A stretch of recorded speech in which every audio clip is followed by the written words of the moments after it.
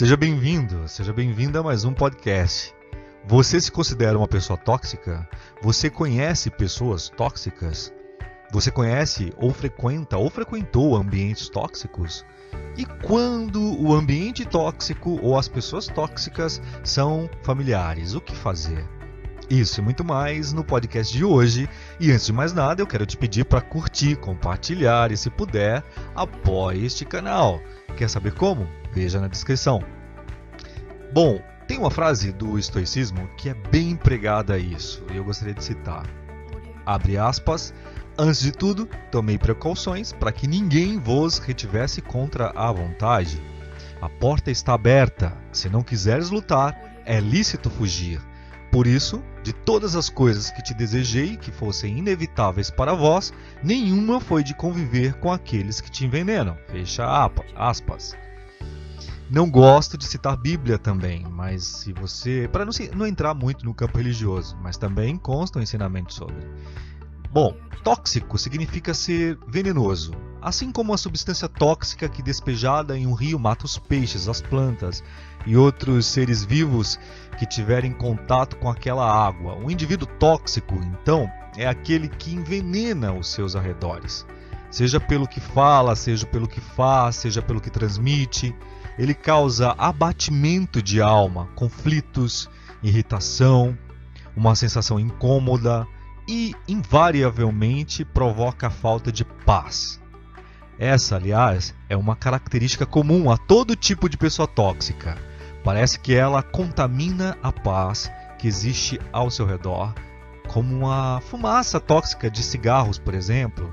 Nada contra quem fuma, tá? Mas para quem não fuma sabe o que eu estou dizendo. Parece tornar o ar à sua volta irrespirável, insuportável. Não é alguém que você tenha prazer de estar próximo, de encontrar, entende? Quanto a essa cultura de toxicidade familiar, o que poderíamos também chamar de comportamento coercitivo, muitas das vezes, são difíceis. São difíceis, de familiares que não se harmonizam e o conflito é constante. Reconhecer a toxicidade de uma relação é mensurar o quanto de dor e sofrimento essa convivência acaba trazendo, não é? Desconforto, interiorização, descrença, humilhação, abuso, por exemplo, são alguns comportamentos que podem existir em uma relação tóxica dentro ou também fora, né, do ambiente familiar. É possível se blindar de uma toxicidade alheia, Gil? Bom, depende. Quando falamos em relacionamentos, existe uma relatividade, claro. O que a pessoa faz que te agride, por exemplo, seja física ou psicologicamente? Qual é a intensidade dessas ações e o quanto isso te afeta? Pode ser que você comece a ignorar certas atitudes ou comportamentos e se sinta melhor. Ou, se tiver uma boa relação com a pessoa, pode ter uma conversa mais franca e se expor. E expor aquilo que lhe incomoda. Dar um feedback pedindo por uma mudança. Tendo uma conversa realmente, uma comunicação assertiva. E eu repito bastante sobre isso, porque é importante ter uma comunicação clara, assertiva, não é? Onde você vai dar o feedback e vai pedir para que aquilo seja mudado. Mas existem casos em que a pessoa não consegue se expressar, ou o diálogo é mais difícil, e aí os comportamentos tóxicos são acompanhados de emoções como raiva, como angústia, desprezo. São alguns sentimentos, por exemplo. Nestes casos, a blindagem eu acho que é ineficaz. E frases do tipo... eu estou escutando algumas pessoas falarem. eu escuto isso. Por exemplo, frases do tipo, não dê bola, não preste atenção no que essa pessoa diz, tente não se importar com isso. Eu acho, na minha opinião, eu tenho certeza, na verdade, também são convites à manutenção de uma situação de violência e abuso, tanto quanto de alienação em relação à realidade que a cerca e que nos cerca. Né? Se a gente ficar repetindo isso, não dê bola, não dou bola, não presta atenção. Não, isso é uma alienação. E isso, meu querido, minha querida, não tem nada a ver com amor, viu? Porque muitas das vezes a gente diz, olha, mas como vou me livrar disso? Eu gosto da pessoa. Mas o que que tem? O que que tem você gostar da pessoa? Nada. Você pode continuar gostando, você pode amar a pessoa. Porque o amor, ele vai existir longe também. Ah, mas nessa situação, como? Eu moro com meu pai, com a minha mãe, eu moro dependo dos meus pais e da minha mãe, então tudo bem. Se você sabe que aquele ambiente é tóxico, te prejudica, te menospreza, te definha, te causa doenças emocionais, né, mental, você vai trabalhar para que você possa sair daquele ambiente, não é? Você vai se preparar para que você deixe aquele ambiente. Você não vai deixar de amar a pessoa, né, ou as pessoas, ou ser grata a elas, mas você vai se preparar para sair daquele ambiente. Você sabe que aquilo vai ter um prazo e que tem que ser, obviamente, concretizado por você. Eu penso muito nisso, não é? O amor, como eu digo, é inerente estarmos perto ou longe. A gente pode continuar amando, não é? Às vezes você fala assim, mas eu tenho que orar pela pessoa. Sim, você também pode orar longe. Não, mas eu tenho que quebrantar o coração da pessoa. Você pode fazer tudo isso, longe. Porque você não tem condições de você não tem condições de se curar num ambiente em que você adoece. Você busca primeiro a tua cura. E aí, em cima dessa cura, dessa luz, né? Para todas as pessoas que falam sobre existencialismo, espiritualidade e tudo mais, você busca a sua luz para jogar em cima dessas sombras que te rodeiam, né? Não existe você transformar. Se você se considera uma pessoa iluminada, que precisa trabalhar isso nas pessoas e ter essa paciência, essa resiliência, enfim, essa resignação toda, tudo bem, é importante ter tudo isso. Mas como é que você vai fazer? Tem uma frase da Bíblia, como eu digo, não vai pela Bíblia, por favor, porque eu não quero citar Bíblias aqui, mas é só fazendo um adendo aqui na comunicação. Para você fazer uma outra pessoa enxergar, você precisa tirar a trava dos seus olhos, não é isso que está escrito ali? Então, é exatamente isso que eu quero dizer. Você precisa se curar, você precisa se melhorar para que aquelas sombras não te façam mais, não te prejudiquem mais, não tenham mais efeito sobre você. Mas para isso acontecer, realmente você precisa buscar o equilíbrio, não é? Porque realmente você não se cura no lugar aonde você adoece, não é? Quando o exercício da violência se torna cotidiano, por exemplo, ele também tende à criação de um sentimento de neutralização do processo, como se fosse uma parte inevitável da realidade. Uma parte inevitável da realidade de ter que suportar e pagar o preço da brutalidade de alguém. E aí você fica ali porque você é uma pessoa iluminada. E aí você fala, não, eu tenho que ter paz, eu tenho que encontrar, eu tenho que me blindar. E blá, blá. Não existe isso, você se blindar. Não existe você estar dentro de um pântano e não se sujar. Não existe, não tem como. A sua mente o seu subconsciente vai ser contaminado, vai vir informação a curto, médio ou longo prazo, isso vai vir à tona. Isso vai trazer coisas na sua vida. Entende? Gostaria muito de te dar uma perspectiva legal, do tipo, olha, não, você pode realmente ser uma pessoa iluminada, você pode se blindar com a paz e fazer com que aquilo não te incomode, blá blá blá.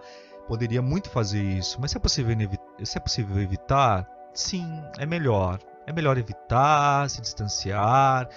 Obviamente é importante você dar feedback, né?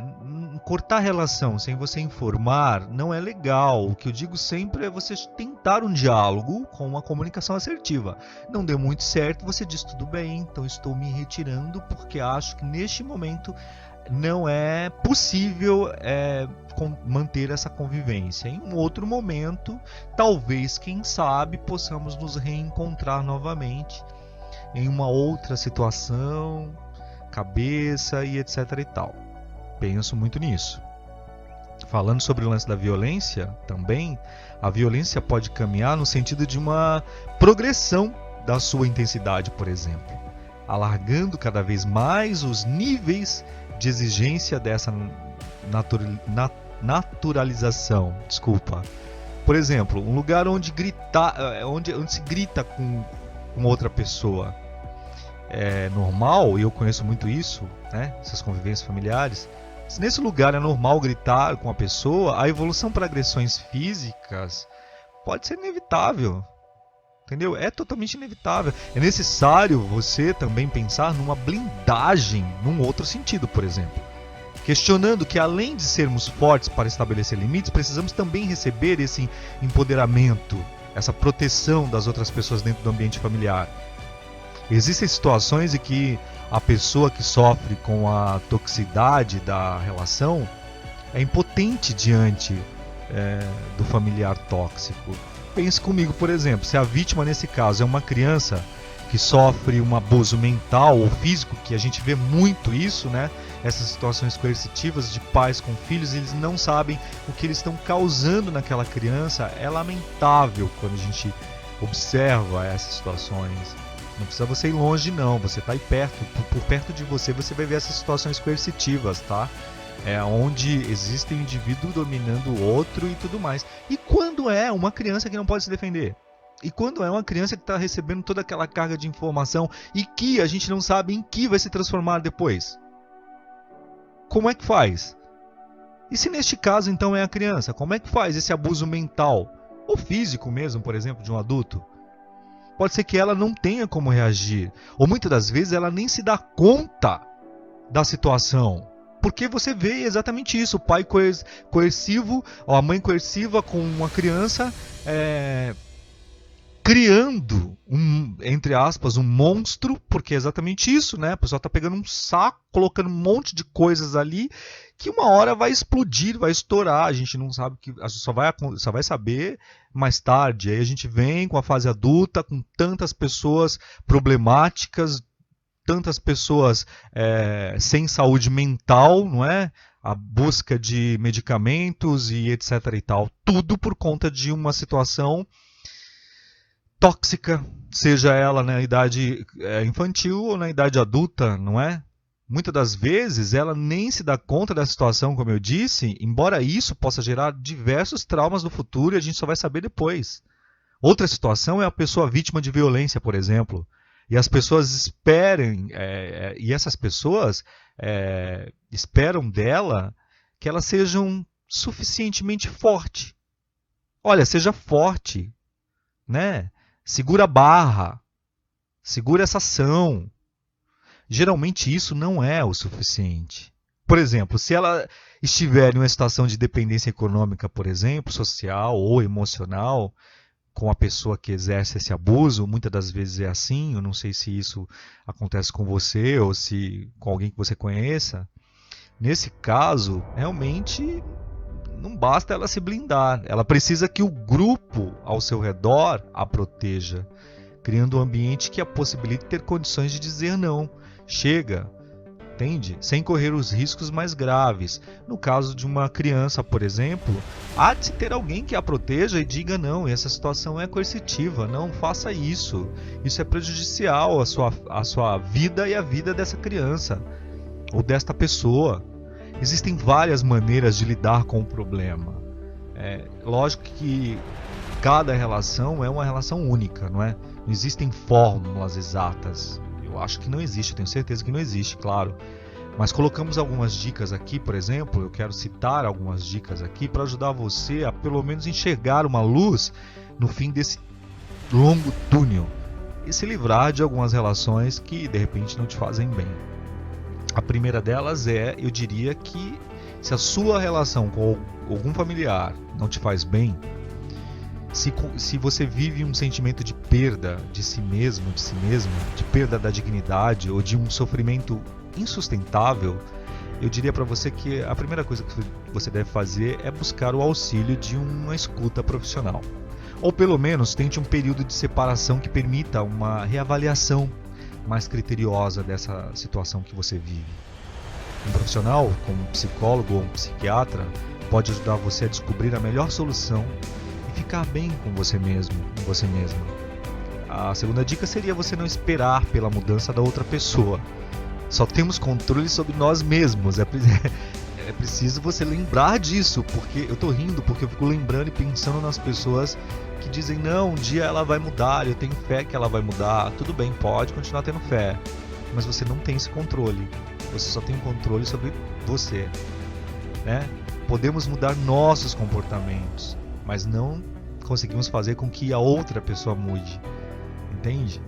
Outra pessoa não vai mudar o que nos desagrada. Ela pode mudar, modificar, ela pode mascarar durante um tempo, mas ela não mudou simplesmente porque você pediu, né?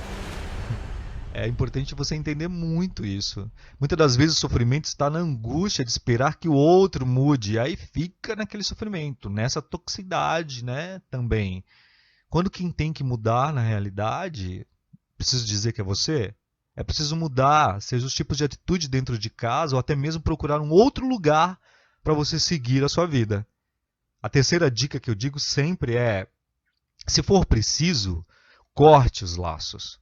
Romper laços é sempre doloroso e muitas vezes a última escolha. Quando nós temos dificuldade de conviver com alguém, é realmente um dos passos que você pode seguir, né? Pode ser um preço muito alto, é um preço muito alto para se pagar, mas é um preço necessário para que você se liberte de uma relação que te agride. Precisamos deixar muitas coisas para realmente que a gente possa nos tornarmos alguém, né? Para que a gente possa gostar mais da gente. Muitas das vezes, quando convive com pessoas tóxicas, até o amor próprio não existe, né? Nisso tudo aí. Deixamos de ser criança para podermos nos tornar adultos, gente. Nós precisamos deixar de ser estudantes para nos tornarmos profissionais. Sabe? Deixemos a solidão toda vez que fazemos parte de um grupo desse tipo. Deixemos de lado esse sentimento de solidão ou de vitimização. Entendeu? A gente precisa deixar certas relações de lado. A gente precisa deixar com certeza certas relações e determinadas formas de ser. Sabe? Eu vejo assim muitos especialistas em contato com os congressos, enfim, as coisas todas que eu participo, estudo e tudo mais, os especialistas chamam sempre a atenção para o sentimento de culpa que pode surgir nisso tudo, né? Resultante do rompimento de uma relação, principalmente pelas memórias, né, de momentos e situações passadas e tal. Importante falar o seguinte, que nesses momentos e situações passadas, momentos agradáveis, memórias passadas, foi aquilo que deu para ser, foi aquilo que aconteceu e tudo mais. Nós estamos falando de agora. O que está afetando agora? O que está acontecendo agora? Para ajudar nesse processo, importante nesse caso, é não perder de vista dois questionamentos que são fundamentais. Esse abandono ou esse afastamento é realmente importante para que eu possa me emancipar? Ou eu estarei descartando outros aspectos dessa relação que me fazem bem? É fundamental saber avaliar do que de fato está se afastando. Caso contrário, você corre o sério risco de repetir as mesmas relações tóxicas com outras pessoas. Nesse sentido, o peso na consciência pode ser necessário, como aquela lembrança de quem era e o que era e o que nos impede de retornar a ser quem éramos. É importante demais avaliarmos tudo isso. Eu gostaria que você pensasse sobre esses ambientes tóxicos que antes de repente você gostava e que hoje o seu ser, nessa grande onda de despertar de consciência, percebe que não é mais legal, entende? Que aquele churrasco de família que você gostava tanto antes, que hoje é um pouco desconfortável, aquelas perguntas da tia chata sobre a sua vida, não é legal responder porque te incomoda. Quais são as sensações que tudo isso tem lhe acometido? O que é que todos esses ambientes fazem com o seu corpo? Você tem arritmia cardíaca, frio na barriga, borboletas na barriga, como diz, seu cérebro pulsa. Quais são as sensações? São agradáveis? É de paz, é de tranquilidade? É de empatia? É de fluidez? Se for, você está no lugar certo com as pessoas certas. Se for o contrário, se te causa algum sentimento, pare e observe. E se observe. Se observe. Se observe. Como eu digo, se é aquela tia chata que te pergunta coisa que te irrita, a partir de agora diga pra ela: tia, posso falar uma coisa pra você? Eu gostaria que você não me perguntasse mais sobre isso, porque eu me sinto incomodado em ter que ficar respondendo tudo isso toda vez. Pronto. Não vai acontecer mais. Tá? Então é isso. Pense sobre isso. Eu gostaria muito que você pudesse compartilhar, você pudesse curtir e, com certeza, se puder apoiar este canal, toda a descrição está no vídeo. Vamos bater esse papo, ter essa resenha. Eu gostaria de ouvir seus comentários. Se você gostou, de toda forma, diga. Se não gostou, também de toda forma, diga. O e-mail está aí na descrição. Pode mandar e-mail e a gente se fala. E curte o Instagram aí, @ipsicologia. Beijo. Tchau.